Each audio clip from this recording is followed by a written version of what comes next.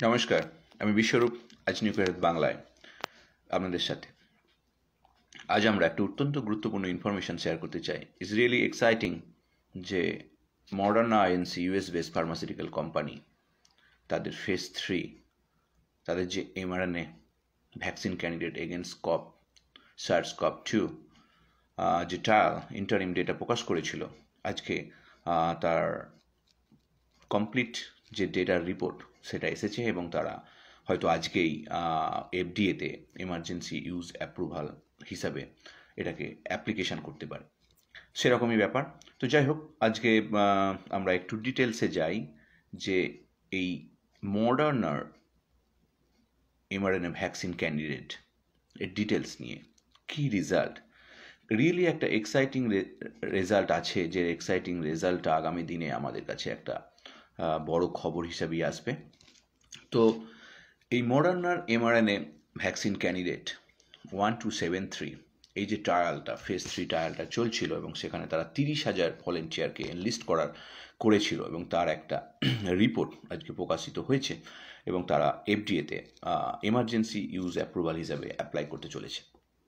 তো সেখানে প্রায় যে দুটো গ্রুপে ভাগ করা হয়েছিল, রাইট?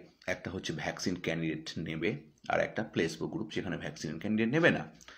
তো সেখানে যারা দেখেছে, খুব রিয়েলি দারুণ এক্সাইটিং নিউজ। এই কারণে আমি বলছি যে অনলি 11 জনের মধ্যে যারা ভ্যাকসিন ক্যান্ডিডেট 2 ডোজ নিয়েছে তাদের সিমটম দেখা গেছে কোভিড-19 এবং সেটা কিন্তু সিভিয়ার না, কেউ কিন্তু সিভিয়ার সিমটম ডেভেলপ করেনি। অন্যদিকে 185 জন, যার সমস্ত প্লেসবো গ্রুপ, যেখানে কোনো ভ্যাকসিন ক্যান্ডিডেট ছিল না, কন্ট্রোল ছিল, প্লেসবো গ্রুপ বলা হয় ওটাকে, তো সেখানে 185 জনের মধ্যে ইনফেকশন দেখা দিয়েছে এবং তাদের মধ্যে 30 জন কিন্তু সিভিয়ারলি ইনফেক্টেড। ভালো করে বুঝুন যে 11 জন যারা ভ্যাকসিন ক্যান্ডিডেট নিয়েছে, এই 30,000-এর মধ্যে তাদের 2 ডোজ কমপ্লিট করেছে, তাদের সিমটম এসছে, কিন্তু কেউ সিভিয়ার না। আর অন্যদিকে 185 জন যাদের সিমটম এসেছে প্লেসবো গ্রুপের, তাদের 30 জন কিন্তু সিভিয়ার। তার মানে ভালো করে ব্যাপারটা বোঝার চেষ্টা করুন যে ভ্যাকসিন ওয়ার্কস, এবং এটা কিন্তু খুবই এক্সাইটিং ডেটা। অবশ্যই এই ডেটা এফডিএর যে সমস্ত রিভিউ কমিটি আছে তারা প্রত্যেকটা পয়েন্ট পেশেন্ট স্পেসিফিকভাবে তারা ইভ্যালুয়েট করবে। তো আমরা এফডিএ ডিসিশন বা তাদের ইভ্যালুয়েশন সেটা আমরা আগামী দিনে জানব। কিন্তু বর্তমান যে রিপোর্টটা তারা প্রকাশ করেছে, কোম্পানি যে ট্রায়াল করেছে, এবং সেটা কিন্তু এটাই যে যারা ভ্যাকসিন ক্যান্ডিডেটটা নিয়েছে, এই এমআরএনএ ভ্যাকসিন ক্যান্ডিডেটটা, তাদের কারও কিন্তু কেউ সিভিয়ারলি ইনফেক্টেড হয়নি। So that's a great. Although খুব কম সংখ্যক মানুষ ইনফেক্টেড হয়েছে, কিন্তু সিভিয়ারলি না। অন্যদিকে কিন্তু যারা ভ্যাকসিন নেয়নি, ভ্যাকসিন ক্যান্ডিডেটটা নেয়নি, তাদের সংখ্যাটাও অনেক বেশি ইনফেক্টেড হয়েছে এবং তাদের মধ্যে 30 জন সিভিয়ারলি ইনফেক্টেড হয়েছে, রাইট? তো সেখানে এদের এফিকেসিটা প্রায় 94.1% দেখাচ্ছে।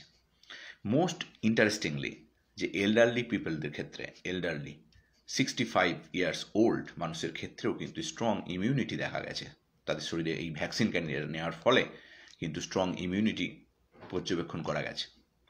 তাহলে এই যে আউটপুটটা আমরা পেলাম, জাস্ট ডেটার আউটপুটটা থেকে আমরা বুঝলাম যে ভ্যাকসিন ওয়ার্কস। এই কারণে আমি বলতে চাইছি যে দেখবেন, আমি তো এরকম ভ্যাকসিন নিয়ে অনেক ইনফরমেশান আপনাদের শেয়ার করি, অনেক জায়গায় আপনারাও শেয়ার করেন আমার এই পোস্ট। সেখানে অনেক কমেন্ট আছে, যে কমেন্টগুলো থেকে যায়। তো আমি অনেকের কমেন্টগুলোকে দেখি, আমি আইডেন্টিফাই করার চেষ্টা করি, বোঝার চেষ্টা করি আমরা কোথায় দাঁড়িয়ে আছি। সেখানে বহু এডুকেটেড মানুষ কিন্তু ভ্যাকসিন ফালতু এই ধরনের কথা বলে এবং প্রকাশ করে, এবং তারা কিন্তু স্যুট বুট টাই পরা মানুষ। তো এখানে কিন্তু আমাদের এই যে নলেজ কিন্তু প্রচুর গ্যাপ, এবং তারাই কিন্তু তাদের ছেলে মেয়েদেরকে পোলিও ভ্যাকসিন দেয়, রাইট? মিসেলস ভ্যাকসিন দেয়। তো এরা সমাজের এই যে ভালো প্রচেষ্টাগুলোতে তারা কিন্তু অন্যভাবে নিজেদেরকে রিপ্রেজেন্ট করে এবং মিসগাইড করে। তো এরকম দেখবেন আমাদের পোস্টে অনেক কমেন্ট পড়ে, অনেক যেমন ভালো কমেন্ট পড়ে, তেমনি অনেক এই ধরনের কমেন্ট পড়ে যারা নিজেদেরকে ভ্যাকসিন ফালতু এটসেট্রা অনেক কমেন্ট করে, রাইট? সো এইটা হচ্ছে যে আমাদের আজকের important information. Excuse me, just আমার ছেলে ক্লাস করছিল, এসেছে, ওকে একটা আমি ডিরেকশন দিয়ে দিই। শিবম, তুমি এখান থেকে যাও। ওকে, তুমি যাও, অন্য জায়গায় গিয়ে তুমি আইপ্যাড দাও। Okay, thank you.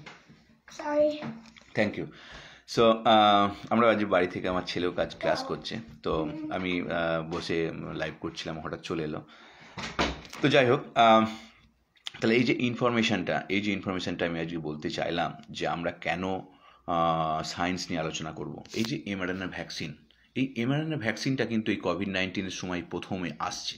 এটা সায়েন্সের একটা, আমি বলতে চাই যে একটা যুগান্তকারী দৃষ্টান্ত এবং যুগান্তকারী সৃষ্টি। ফাইজার বায়োএনটেকও কিন্তু mRNA ভ্যাকসিন নিয়ে আসছে এবং তারাও কিন্তু এফিকেসি দেখিয়েছে প্রায় 95%, রাইট? তো একটা ট্রায়াল যখন হয়, তারা যখন যে একটা স্ট্যান্ডার্ড প্রোটোকল মেনটেন হয়, একটা প্রাইমারি এন্ড পয়েন্টস ডিসিশন করা হয়, এইটা দেখা হবে, এই হাইপোথিসিসটা দেখা হবে, এই হাইপোথিসিসটা দেখা হবে, এবং সেই অনুযায়ী তারা ডেটা গ্যাদার করে। যাদের ভলেন্টিয়ার হয় তাদের ব্লাড টেস্ট করে, তাদের ফিজিক্যাল, তাদেরকে ফলো আপ করে তারা ইনফেক্টেড হচ্ছে কিনা সেগুলো জেনে। তো এইগুলোকেই বলে স্টাডি, হিউম্যান ট্রায়াল, রাইট? তো এই ট্রায়ালগুলোই আলটিমেটলি আমাদের কাছে একটা ইভ্যালুয়েশন হয়ে আসে যখন রেগুলেটরি সংস্থা, যারা আরও এক্সপার্ট কমিটি, যারা এই প্রত্যেকটা ডেটাকে ইভ্যালুয়েট করে যে তারা ঠিকঠাক দেওয়া হয়েছে কিনা, যে কন্ডিশনে এই ইভ্যালুয়েশন করা হয়েছে, যে পেশেন্টটাকে সিলেক্ট করা হয়েছে, সেই পেশেন্টটা সিলেকশন ক্রাইটেরিয়া মেনটেন করছে কিনা। মানে এই যে এদেরকে হেলদি ভলেন্টিয়ারকেই কি তো দেওয়া হবে, যারা অলরেডি ইনফেক্টেড হয়েছে তাদেরকে কিন্তু এই ভ্যাকসিন ক্যান্ডিডেটগুলো দেওয়া হয় না, একমাত্র হেলদি ভলেন্টিয়ারদেরকে দেওয়া হয়। তাদের ব্লাড টেস্ট করে দেখে নেওয়া হয় যে তাদের মধ্যে কোনো SARS-CoV-2 এগেনস্টে অ্যান্টিবডি আছে কিনা, রাইট? যদি অ্যান্টিবডি থাকে তাহলে সে কোনোভাবে ইনফেক্টেড হয়েছিল, তাদেরকে কিন্তু এই ভ্যাকসিন ক্যান্ডিডেটগুলো দেওয়া হয় না। তো সেগুলো প্রত্যেকটার একটা রিপোর্ট থাকে, তাহলে প্রত্যেকটা প্রোফাইল তৈরি হয়, প্রত্যেকটা ভলেন্টিয়ারের একটা প্রোফাইল তৈরি হয়, এবং তার যে history related to previous history, before selection criteria, সেগুলো থাকে। আফটার ভ্যাকসিন ক্যান্ডিডেট দেওয়ার পর, একটা ডোজ হোক, দুটো ডোজ হোক, যে কোম্পানির যে ডোজ সিস্টেম থাকে, তো সেগুলোকে ইনকর্পোরেট করা হয়। তারপর আবার মনিটরিং করা হয় যে তাদের মধ্যে আমাদের ইমিউনিটি বা আমাদের যেগুলো মেজারমেন্ট করা হয়, যে প্রাইমারি এফিকেসি পয়েন্ট, সেগুলো তাদের মধ্যে দেখা যাচ্ছে কিনা, ব্লাডে অ্যান্টিবডি গড়ে উঠছে কিনা, বা তারা ইনফেক্টেড হয়েছে কিনা। তো এই টোটাল জিনিসগুলো কিন্তু আমাদের ভ্যাকসিন ক্যান্ডিডেটের ট্রায়াল হিসেবে থাকে, ট্রায়ালের প্রোটোকল হিসেবে থাকে, এবং সেগুলোকেই কিন্তু ফলো করা হয়। এটা সঠিকভাবে ফলো করা হয় কি না সেটা কিন্তু আমাদের রেগুলেটরি সংস্থা যখন প্রত্যেকটা ইন্ডিভিজুয়াল পেশেন্টের প্রোফাইল দেখবে, ডেটা ইভ্যালুয়েট করবে, তখন কিন্তু এই পয়েন্টগুলোকে ইভ্যালুয়েট করা হয়। তো সেই কারণেই আমরা আলটিমেটলি কিন্তু আমাদের যে রেগুলেটরি সংস্থা থাকে, যে দেশই, প্রত্যেকটা দেশেরই থাকে, তাদের ডিসিশান বা রেগুলেটরি সংস্থার ডিসিশানের দিকে আমাদের তাকিয়ে থাকতে হয়, এবং সেখানে বহু বড় বড় এক্সপার্ট, বহু বড় বড় এই ভাইরাস রিলেটেড এক্সপার্ট বা অন্যান্য আমাদের এই হেলথ রিলেটেড এক্সপার্ট, বহু মানুষ তাদের প্যানেলে থাকে, এবং তারাই কিন্তু এই প্রত্যেকটা জিনিসকে ইভ্যালুয়েট করে। তো সেই কারণেই কিন্তু আমাদের এই যে ড্রাগ ডেভেলপমেন্ট প্রসেসটা অনেক টাইম কনজিউমিং হয়, কারণ প্রত্যেকটা স্টেপ ওয়াইজ কিন্তু আমাদেরকে এগোতে হয়। তো অনেকটা ব্যাখ্যা করলাম আমাদের টোটাল ড্রাগ ডিসকভারি প্রোটোকল। তো আমার এটাই বলা যে ভ্যাকসিন ওয়ার্কস। আমরা আগেও দেখেছি ভ্যাকসিন কাজ করে। আমাদের পোলিও ক্ষেত্রে দেখেছি, আমরা পোলিওকে প্রায় নির্মূল করে ফেলেছি। এখন ভারতবর্ষে পোলিও একটা বিশাল বড় মহামারী এনেছিল একটা সময়, সেটাও আমরা নির্মূল করে ফেলেছি। আরও অনেক ভ্যাকসিনেশান যেগুলো আমাদের ছোট শিশুর জন্মের পর থেকে শুরু হয় কয়েক বছর পর্যন্ত, বা অ্যাডাল্ট ফেজেও, অ্যাডাল্টদেরও এখন অনেক ভ্যাকসিন আছে, যে ভ্যাকসিনগুলো আমরা কেয়ার করি না, কিন্তু সেগুলো নেওয়া যায়, সেগুলো আমরা আস্তে আস্তে পরে আলোচনা করব। তো ভ্যাকসিন ওয়ার্কস, ভ্যাকসিন আমাদের শরীরে প্রিভেন্টিভ ইমিউনিটি তৈরি করে। তাই আমি তাদের ক্ষেত্রে এই বার্তাটা দিতে চাই, যে বা যারা, মানে আমি কারো নাম স্পেসিফিক না করে বলছি, আমি আগের দিনও একজন, মনে আছে একজন বিভিন্নভাবে আমার ড্রয়িং অ্যাটেনশন করার জন্য বিভিন্ন কমেন্ট করেছিল, বিভিন্নভাবে আজে বাজে কমেন্ট, আমি আর বলতে চাইছি না। তো আমরা তার কোশ্চেনগুলোকে অ্যাড্রেস করেছিলাম। তো এইরকম মানুষ কিন্তু সব দেশেই আছে, এটা শুধু ভারতে বলে নয়। তো এদের এডুকেশনটার অভাব আছে, অনেক সময় এরা জ্ঞান বুঝে মানুষকে ভুল পথে চালিত করে। আবার অনেক ব্যাড প্লেয়ার আছে, যে কথাগুলো আমি আগেও বলেছি, যে যারা সায়েন্সটাকে মানতে চায় না, তারা ডাক্তার, তারা ইঞ্জিনিয়ার, সায়েন্স করে কর্ম করছে, ডাক্তারি করছে, যে ডাক্তারি করছে তাদেরকে মেডিসিনও দিচ্ছে সায়েন্সের উপর বেস করে। আবার তারাই বলে যে ভ্যাকসিন ফালতু, আবার তারাই বলে করোনা ফেক। তো এই যে ডাবল স্ট্যান্ডার্ড মানুষ, তারা বেশি প্রচার পায়। দেখবেন এক একটা বয়ান তারা যখন প্রকাশ করে তখন সেগুলো নিমেষের মধ্যে হাজার হাজার ইউটিউব চ্যানেল সেগুলোকে পাবলিশ করে দেয়, হাজার হাজার হোয়াটসঅ্যাপ মিডিয়াতে সেগুলো প্রকাশ হয়ে যায়, ফেসবুক ছেয়ে যায়। তার মানে একটা ব্যাড প্লেয়ার কীভাবে আমাদের সমাজে ইম্প্যাক্ট ফেলে সেটা কিন্তু হয়। তো আমাদের আইডেন্টিফাই করতে হবে who is the bad player, কে সায়েন্সটাকে ভুল পথে চালনা করছে।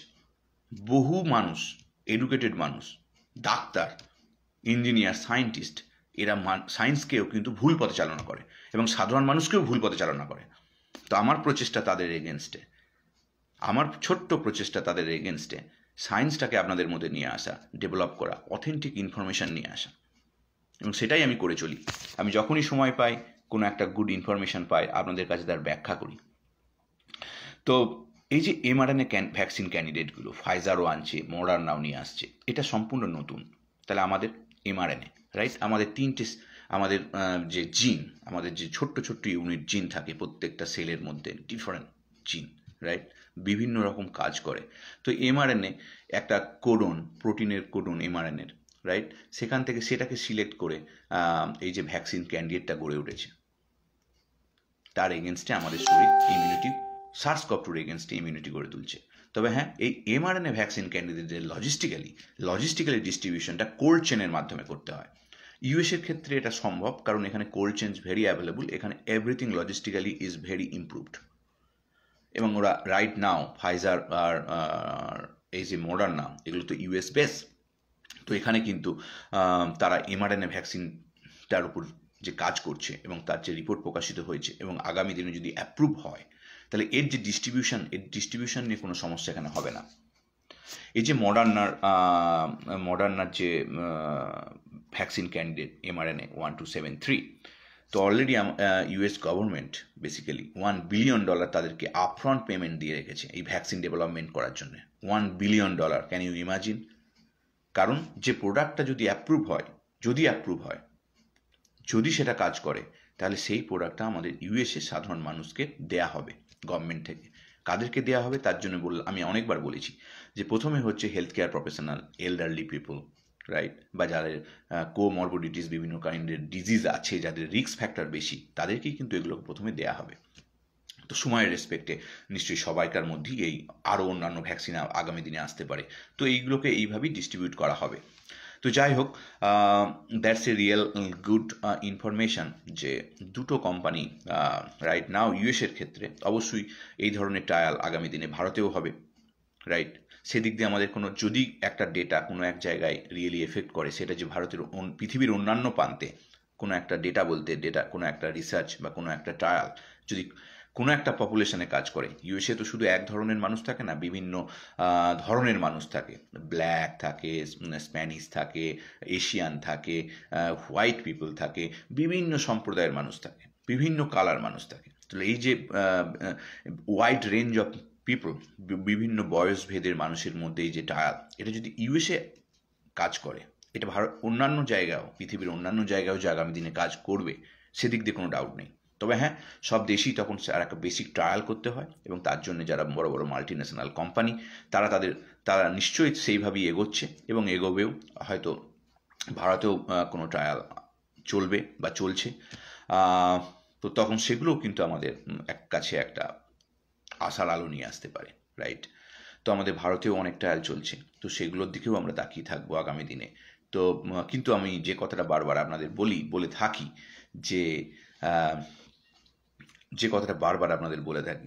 যে ভ্যাকসিন যে রিসার্চ ডেভেলপমেন্টের র্যাপিড ডেভেলপমেন্ট এই 6 থেকে 8 মাস ধরে আমাদের চলছে, তাদের রিপোর্ট সময়ে সময়ে প্রতিফলিত হচ্ছে, এবং এইগুলোই কিন্তু আমাদের রিসার্চ অ্যান্ড ডেভেলপমেন্ট, রাইট।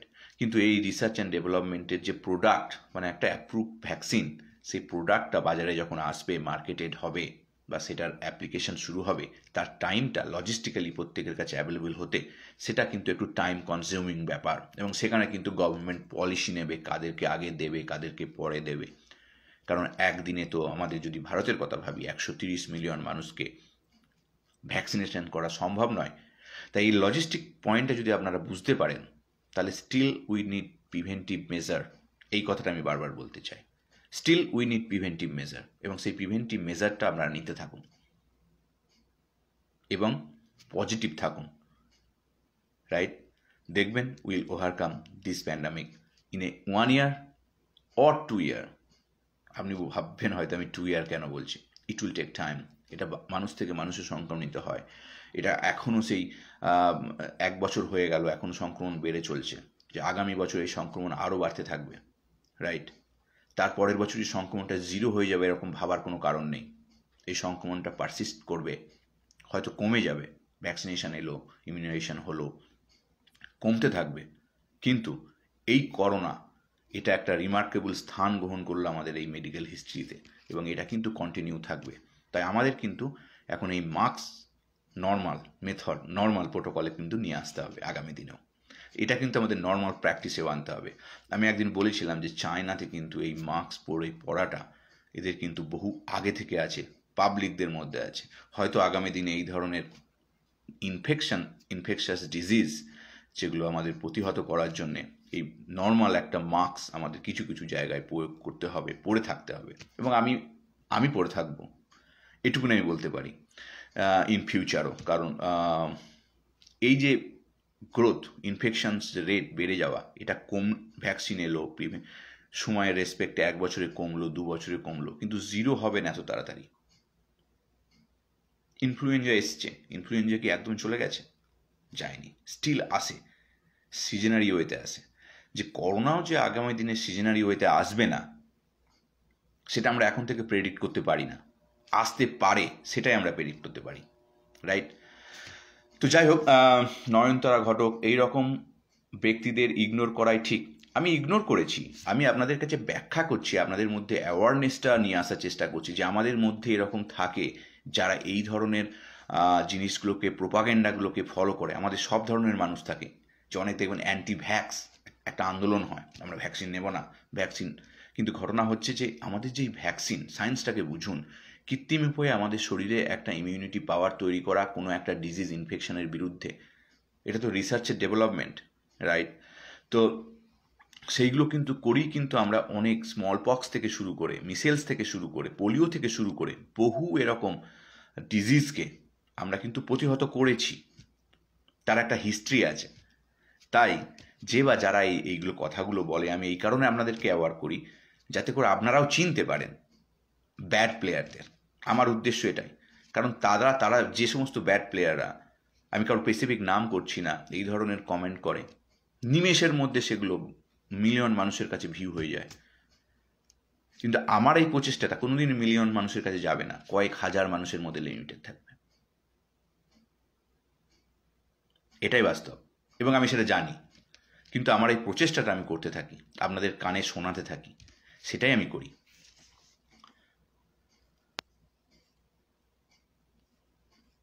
অনেকে জয়েন করেছেন আপনারা, থ্যাংক ইউ ভেরি মাচ। আমার আসার কোনো টাইম থাকে না, তারপরেও যে আপনারা আসেন, এটাই আমার কাছে বিশাল পাওয়া। তাহলে আজকে আমরা অনেক কিছু জানলাম, একটা রিসেন্ট ডেভেলপমেন্ট মডার্নার নিয়ে জানলাম।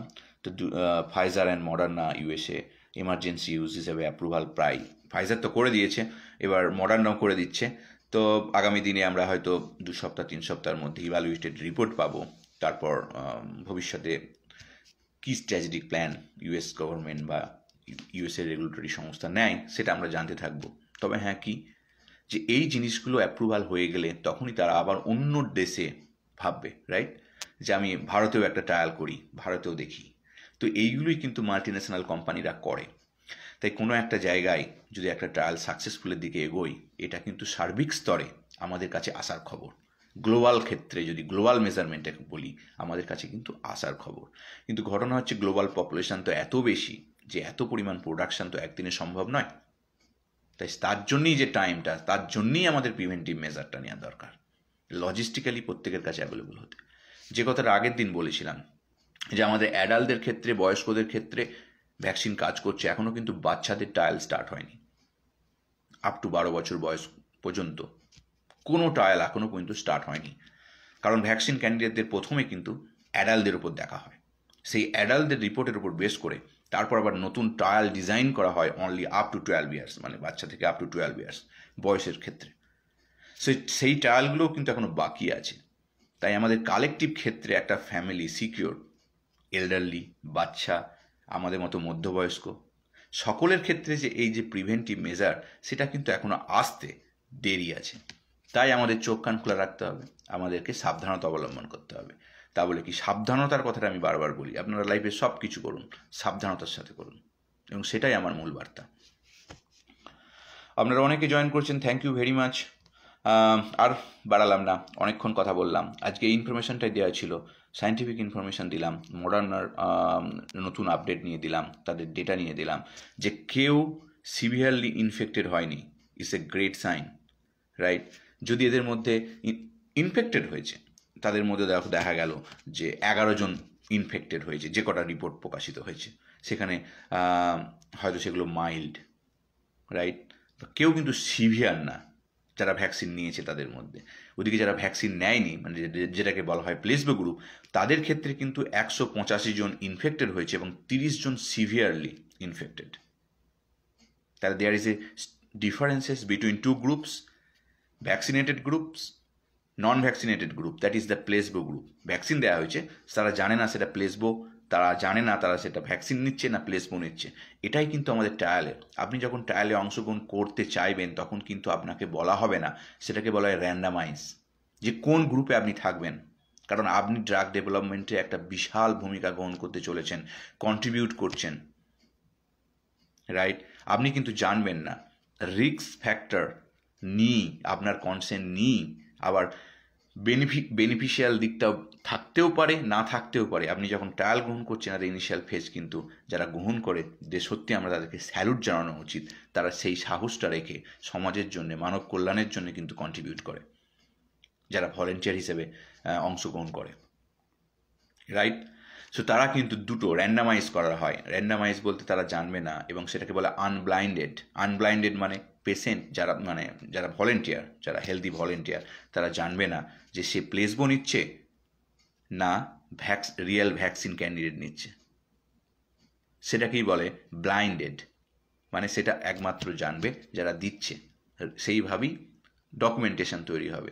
তো এইগুলোকে বলা হয় আনব্লাইন্ডেড, র্যান্ডামাইজ, এই ধরনের ট্রায়াল। সো এই ট্রায়ালগুলোর অনেক ভ্যালু থাকে, যে ভ্যালুগুলো বায়াস অনেক কম হয়, রাইট? তো যাই হোক, অনেক কিছু ভ্যাকসিন ডেভেলপমেন্ট, অনেক কিছু ক্লিনিক্যাল ট্রায়াল রিলেটেড ইনফরমেশান আপনাদের দিলাম। তো আপনারা নিশ্চয়ই বুঝতে পারছেন যে আমাদের রিসার্চটা কীভাবে হয়, এবং সেই রিসার্চটা আমরা কীভাবে ইভ্যালুয়েট করি, এবং সেই রিসার্চটাই আলটিমেটলি কীভাবে ড্রাগ অ্যান্ড ডেভেলপমেন্টের যখন মার্কেটে আসে, কীভাবে মার্কেটে আসে। ভালো থাকবেন সকলে। আবার আপনাদের সাথে আসবো এরকমই কোনো এক সময়। কিছু না বলে আমাকে দেখলে অবশ্যই জয়েন করবেন, আর যদি পারেন আমার এই বার্তা ছড়িয়ে দিতে, শেয়ার করতে ভুলবেন না। ভালো থাকবেন, নমস্কার।